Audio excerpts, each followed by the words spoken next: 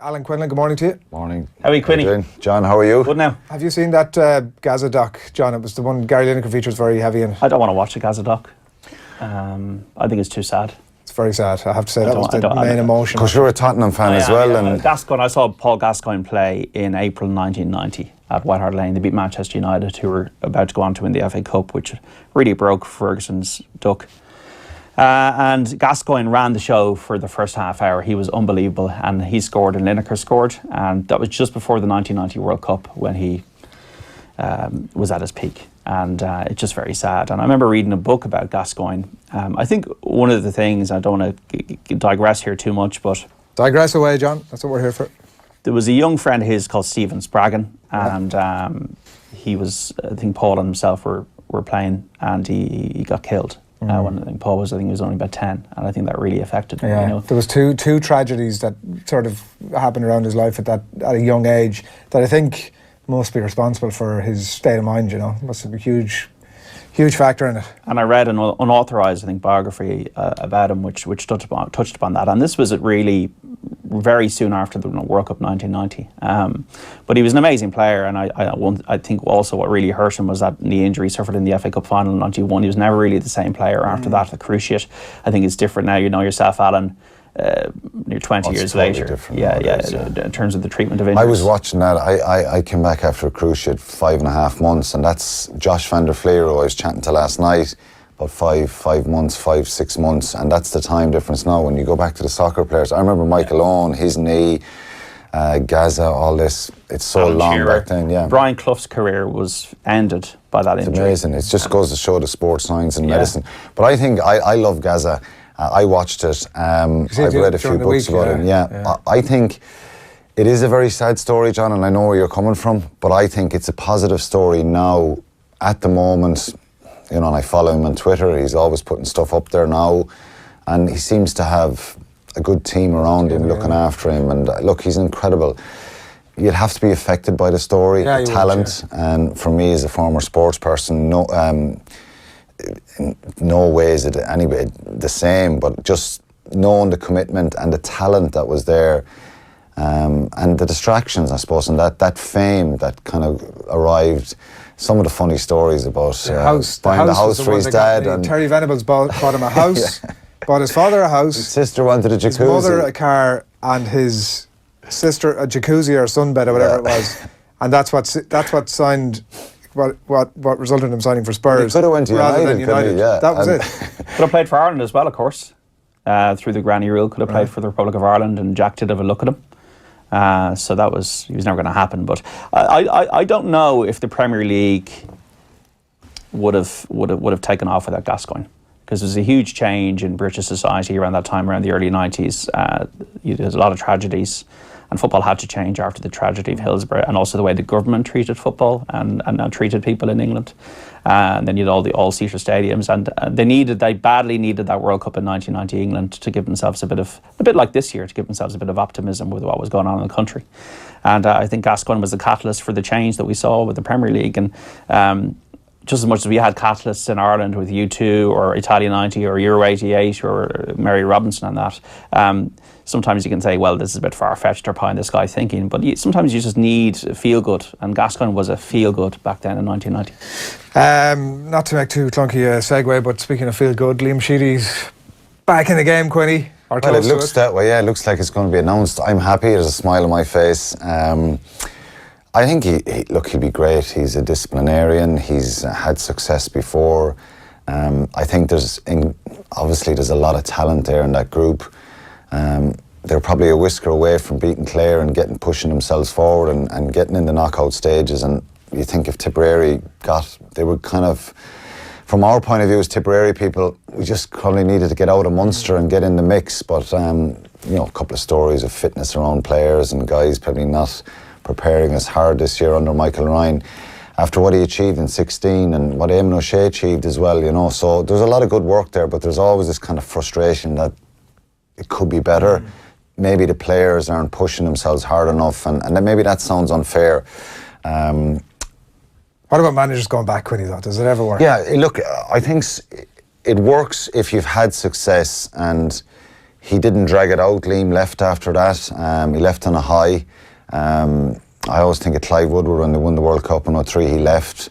Your reputation's intact. If your reputation gets damaged and you go back, there's a bit more risk, but there's pressure. So Liam Sheedy going back to Tip now, me as a Tip fan are going, right, deliver, please. And, you know, Paddy O'Shea made that famous remark about the Kerry football supporters. I tell you, Tipperary You're hurling, a crowd of effing animals, are you? I wouldn't say we're effing animals, but we're not far from it. Look, it's such a passion in Tipperary hurling. You know, I know all the other counties, a lot of them are the same, but I'm just speaking as a Tip man.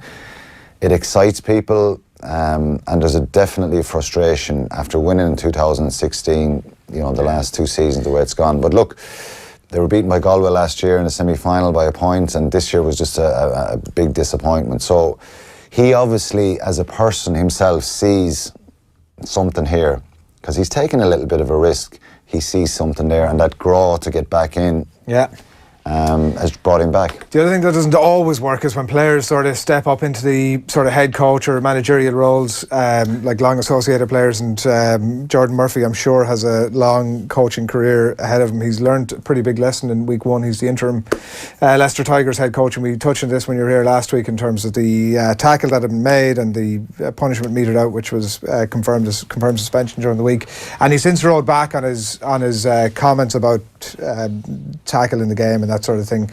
A 180, as is reported on rugby, his rugby is 2 PC comments, so he's since rolled back in that. But it does strike me, Quinny, that the importance, people frequently talk about the importance of actions on the pitch, so that players have a responsibility to other players in terms of their tackling technique, but there's also a crucial responsibility to the people who operate around the game to use the right language, which he just didn't. Yeah, and look, both you guys are in the game, the sports broadcasting game, a long time, and your opinion is just as valid as mine. This is about, for any sport, is player safety. And as a coach, there is a responsibility. Sometimes, and I was there as a player, where you want to go out and say something in the press, you want to go, well, the referee was terrible today, or he shouldn't have given this penalty. You just gotta. What I learned over the years, you gotta be careful and measured, and I think Jordan wasn't measured there. He's obviously reflected on it, and I have a kid playing rugby. I need kids going playing rugby, parents dropping off. It's that they don't want to hear that stuff. They want to hear World Rugby is serious about this. There is concerns, there is safety issues. It's a wonderful game that, you know, my young lad he wants contact. He loves it. I can't take that away from him. People often ask me, are you worried? You'd be nervous in any sport, and I'm kind of a nervous parent about my little fella, but I've had to kind of just step back and let him do his thing, and he just loves the contact. He's only 9. Where does he get that from, Quinny? I'm not really sure. But, you know, my point here is messages and awareness are important in sport, John, aren't they? You know, and if we have head people coming out saying, well, this is wrong, the powers that be are trying to do X, and you have someone who has a voice and a strong voice. And I like Jordan, I said it to you last week, he's a great bloke, and maybe he has to learn, and he's come back and rode back in his comments. He's very frustrated his player gets sent off and they lose the game, and it affects the game. It was a wonderful game to watch Wasps and Leicester last week, but you know, down to 14 men, it does affect the game. So he's frustrated, he's angry after the game, but I think the messages around concussion, and I'm very serious about this myself. I was involved in the RFU videos a couple of years ago, not for monetary reasons, but because I was passionate about saying, okay, I've been through 15 years of professional rugby. I'm passionate about where it can, you know, my opinion on where it can be safer. So I got involved in that. And I think we have to, you know, World Rugby, like I said, in 2017, they brought in these protocols. They didn't change any laws, because a high tackle is a high tackle. It always has been. But they brought in the sanctions and the punishments. And referees adhered to that for a number of weeks. At the start in January 2017, they were very strict. And we saw some soft yellow cards for grappling from the side and stuff like that. But it was policed probably 6-8 weeks. It was policed very strongly, maybe 3 months, and then it was stopped, and it kind of drifted back to interpretation, and he didn't mean that one, and you know, it's just a penalty, give him a warning. it's only a yellow, it shouldn't be a red. Yeah. And it kind of got into that grey area again of he didn't mean it, the player, and there's no doubt Will Spencer didn't obviously mean to hit the Wasp player with that high tackle at the weekend, but he did, and it's a red card. Yeah. And if you're going by the letter of the law, and unfortunately rugby has to go by the letter of the law around this area because it's the message it's sending out. So I'm glad Jordan has kind of, you know, on reflection looked at it, and the player is suspended for 4 weeks. So that says that the referee isn't wrong. Yeah, you know, exactly. they've had a chance to sit down a panel and say, look, he didn't mean it, here are the mitigating factors. Yeah. The player probably, and they would have said that, but he's 4-week ban. So I'm glad Jordan has come back, and those messages are important that they continue. Briefly on that, finally, before we're wrapping it, Rob Kitson had written a piece I know in The Guardian during the week suggesting the black card scenario, and I think it's something that Rory and O'Connor's Rory picked up on O'Connor this morning as well. For me, part of me goes, yeah, you know what, it'll keep the game intact, but another part of me, like, so it'll keep 15 versus 15 as opposed to the G, you know, with the black card and the GA, that maybe it'll work. But part of me then thinks, you know what, rugby is very technical at times, and I always go back to Joe Schmidt, the way he's a real disciplinarian around the number of penalties his teams give away, and if some kind of interpretation or law change happens in the game, he makes sure that every player knows this inside out, that this is your point of entry in a ruck, and the referees are going to be hot on this, and you could be penalised. And it kind of takes away then, it doesn't punish the team, and it doesn't enable a coach to go, well, your discipline was bad, you cost us the game. And I think you need that ruthless side of it a little bit as well. From a spectator's point of view, obviously I have 15 versus 15, but you know, if we're playing the All Blacks in a World Cup final, Dreamland, and one of them gets sent off, well, we have a better chance of winning. Will we then go and say, well, look, they were able to bring on a player who's there just is that, as good? because it happens at GA, where there's all that little bit of a sort of bend in I the do rules. understand that, you know, it'll punish the player more than the team, and I still kind of think that if your discipline is bad on a rugby field, and I was no angel, hands up on that one, and I often got a rollicking off coaches afterwards, and I, you know, gave away a penalty that could have cost us a game or whatever, or got a yellow card. But I think you probably need to keep that scenario there where he knows going out in the field, I can't do this because I'm risking a red card, not just personal punishment, but team could lose, and it's a bigger picture. Now, that sounds severe. Yeah. It may work. It may be something that needs to be trialled with a black card, and his day is over and a new guy comes on. Yeah, let's take a look at the fixtures this weekend. I have to say, Quinny, I'm very concerned about your boys. I've watched them at the weekend. Really impressive with a team that must be close enough. Probably a couple of players to come in, including one of them, CJ Stander, back this week for that game against Cardiff. You must be pretty excited, eh? I'm very surprised with your words of concern, John. Would you be concerned at that? Like a Connacht man who's transformed himself to Leinster, who likes to criticise my former team, and I know it's only in jest. It's only in jest. I think must be excited. I'm excited. I think, look, you can't get too far ahead. Ospreys were poor last week, but the optimism around Joey Carbery, Tyg Byrne. How's he been received, Joey Carbery, down there? Unbelievable. Look, I think, and I said this a few times before about Felipe Contepomi, someone who Leinster loved, and he's that real kind of charismatic character. If he ever went to Munster, he'd be a cult hero. This is kind of like, the personalities are different here, but like Munster are so excited, the supporters, because they want success as well, and they've seen how talented he is. He got a standing ovation coming off the field last week. Now, it was tough on Blandale, Keatley, Hanrahan to see that kind of stuff going on, but hopefully Hanrahan 15 this weekend. It's almost it's almost like they're marking his card at this point. Somebody's got to be ruled out of that conversation. Yeah, they have to be. And look, we talk about pressure on Liam Sheedy, managers, players. There's pressure on Joey Carbery, but I think he's a very grounded young man, and he brings excitement. So any team that would have got him, if he went to Ulster, they'd be incredibly excited. So he's been very well received, John. But generally, like the thing about it is, we'll probably end up spending the entire season talking about Joey Carbery and Munster. But Munster, I genuinely, looking at them, I know the quality of the opposition was poor, but they look good, they look coherent, they could mix it up a bit. They're rolling maul, I think, got three tries, and we see CJ Stander come back into that squad obviously this weekend, and like, they just look bloody impressive. When you look at the team now compared to maybe the start of some other seasons, you go, there's depth there, and a lot of the internationals are back with all the provinces, and the challenge for Munster, Ulster and Connacht is there's a gap. Leinster just have an incredibly balanced squad. They were a fantastic year last year, winning the double, and there's a gap to be closed. So I think Munster are probably best placed to squeeze it up a little bit and close it. Will they be good enough to win silverware and win trophies in Europe? On their day, if they get their best team out, they'll be very, very hard side to beat. Taute coming back is like a new signing. He starts tonight. Both is a really good player. Chris Farrell, now, I probably mentioned this before, there's a lot of guys we're mentioning are not born and bred in Munster, and someone tweeted me this morning saying, you know, would you be concerned about maybe all the overseas guys in Ulster and in Munster, and there's a few in Connacht as well.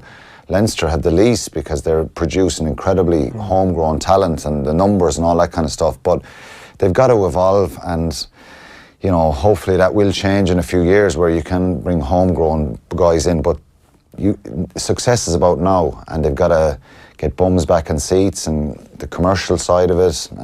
Is it?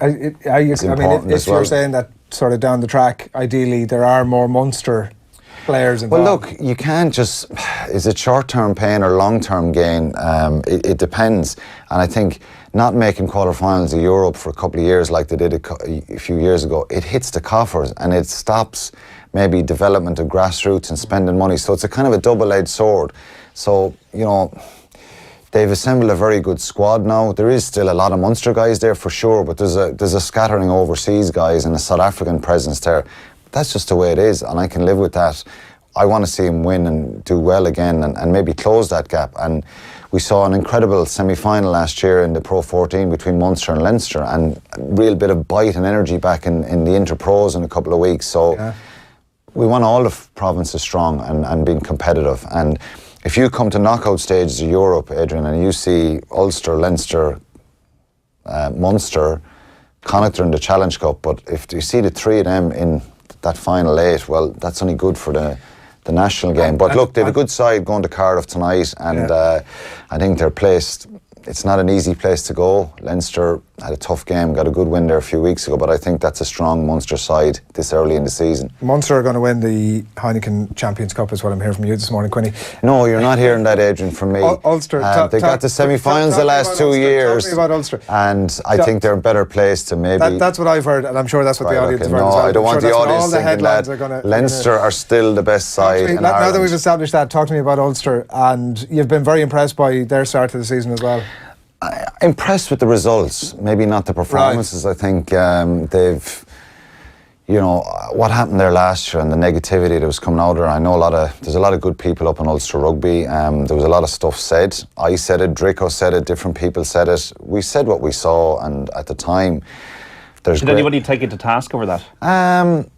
They certainly took Dricker to task with the basket case thing, and no, but not even publicly. Like, you know, did you ever get a phone call and say, or do you know? Privately, privately, people would have kind of the online presence of social media and stuff. I think some people were probably angry and frustrated with what was going on in Ulster anyway. You know, Shane Logan had been there for a long, long time. He made that statement about they're going to be the best club in Europe and the world, and their facilities and all. And in fairness to the guy, he'd done a lot of good stuff there, but ultimately you're judged on performances on the field, and there's a frustration. I tell you go to the old Raven Hill and you get a surge of energy out of the place, the passion there that's there for the rugby. So the results this year, given everything that happened last year with John O'Gibbs leaving, there's been a lot of coaches in the last number of years. To win the first 3 games is positivity, and that's what they need. They scraped through against Scarlets, scraped through against Edinburgh, 2 John Cooney-led penalties. They went to South Africa last week and got a win against the Kings. If they can get something against the Cheetahs tonight, another win. If you have 4 from 4 on your return from the first 4 games, it's a positive thing. Now, Dan McFarland, you talk about Johan van Gran coming in midway through last season. You can never underestimate the value of having your coach in early. You have a lot of time in pre-season to have chats with guys, to get to know guys, to watch them closely.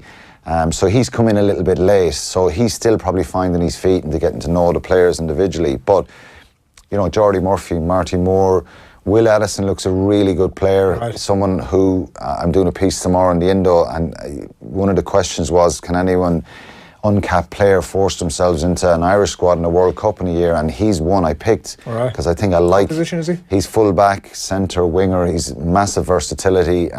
Joe Schmidt had him in Australia. He actually was holidaying in Australia and trained with Ireland this summer, and the boys were taken away by how talented he was. He's a very good player. He's Irish qualified, and he's a good signing for him. Question marks about the front five and that robust kind of aggression that you need in the top end, but I think the signs are good, and you know, it's a positive story so far. But John look, Cooney's impressed you as well, isn't he? The next couple of weeks in the Interpros in Europe. I think. Next couple of weeks in Europe are going to be very, very. That'll tell a story. John Cooney's a great player. He's someone who can play at 10 as well, and I think he's someone who's potentially could force himself into a World Cup, not just as an ability as a 9, but his versatility to possibly be a 10. And if you look at the last World Cup, Joe Schmidt brought 2 scrum halves and 3 fly halves, and you probably only can bring 5 there in that half-back situation. Cooney's someone who can play 10, so I think it could force him into pushing out one of the fly halves maybe, which could be harsh on a Ross Byrne. Carberry and Sexton will be your first 2, but I think, you know, Cooney's a great footballer, and having that kicking ability as well is important for him. So it's a good story so far, and you can only, winning becomes a habit, Adrian, and it builds a bit of feel-good factor within the group as opposed to losing games. So their performances haven't been superb, but it's been positive so far. Just a lot of kind of talk and supplements about the World Cup because it's a year yesterday. Yeah. South Africa, is their resurgence, and Rassie Erasmus, who you know well, is that a worry for Ireland given we could be facing them in the quarterfinals? Absolutely, John. I think, and it just kind of hit me at the weekend. Geez, if we win the group, if things go well, which we can't underestimate, Scotland in our group, or Japan, or Samoa, and people might say you're talking rubbish there, but we saw what the Japs did to South Africa in the last World Cup, and they can tend to surge.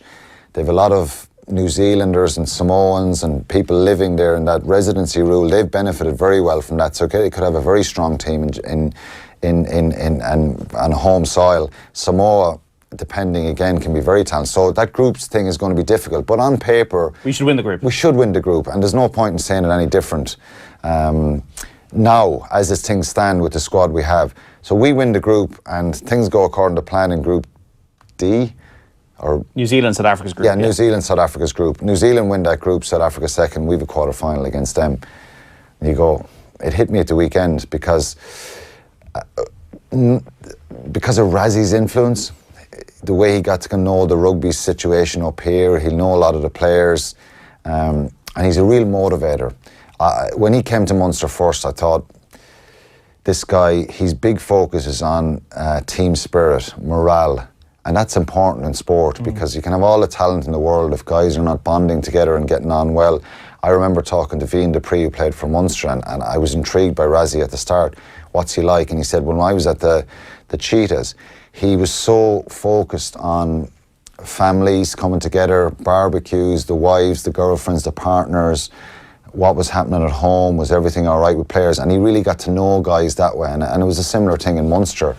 And he's a tough operator as well. So I think he went into a South African situation saying, this thing is a shambles, there's players all over the place, we have a lot of talented athletes, big strong guys, how can I bring them together? And you know, that's the end result. They were hanging on for dear life, they'd only 25% possession, they rode their luck a bit, but that kind of win could galvanise South Africa to become stronger. So yes, John.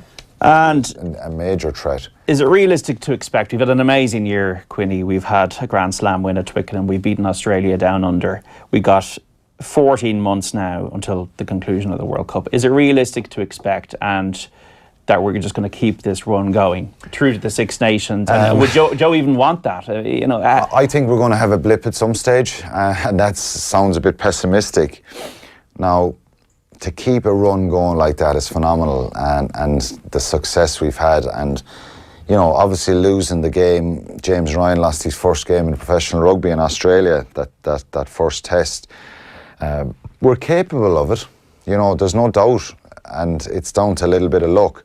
I'm picking a squad for the paper tomorrow, and genuinely, it's a year out, and you're picking a squad now based on what's happened, what potentially will happen, and the type of characters that you think have this hunger and desire to do something at this World Cup and make sure that their form doesn't dip. And I genuinely, you're leaving out 10, 15 guys who no one in the country would have a problem if they were a starting player. So we've a huge depth, and I think that's one of the massive things. Aside from his coaching ability, Joe's brought through a lot of guys and he's capped a lot of players in the last number of years. He's probably had critics maybe early on about being a bit conservative, but I think he's changed the way we play. He's still quite precise in what we do, but I think to keep that run going is tough in any sport for any team. But we lose one game, I don't think we're going to lose 2 or 3 games and there's going to be any sort of crisis because we have so much depth. Darren Dahney isn't in agreement. He says, why do we need to have a blip? We should expect consistency on a par with the ABs. Yeah, I'm not saying we will have a blip. It could happen. No matter how good you are, sometimes... It's just, is it a worry not to have a blip? Because we don't want a blip come at the wrong time in the World Cup right, quarter-final. I'd rather have a blip in November. Yeah. Right, playing the All Blacks is always going to be incredibly difficult. But if you were to pick a blip, is it the end of the world if Argentina beat us? Maybe it's a wake-up call that some teams need, as you say. I don't want any blips in the Six Nations because I think carrying a bit of momentum on from the Six Nations and maybe challenging or like winning a Grand Slam again. We France and England here in Dublin, so I think we've got to think that way. You've the big hitters here. We've been to Cardiff many times, Scotland. It's set up for the Grand Slam year. It's so hard to back it up. But winning a championship, I think, would be important to keep that kind of, we're still here, we're growing. This isn't a case of Ireland dropping off a little bit. But, going back to the domestic stuff, you just look at the players that are coming through from Leinster, the amount of guys they'll have representing that Irish group. There's some young, exciting guys coming out of the rest of the other provinces.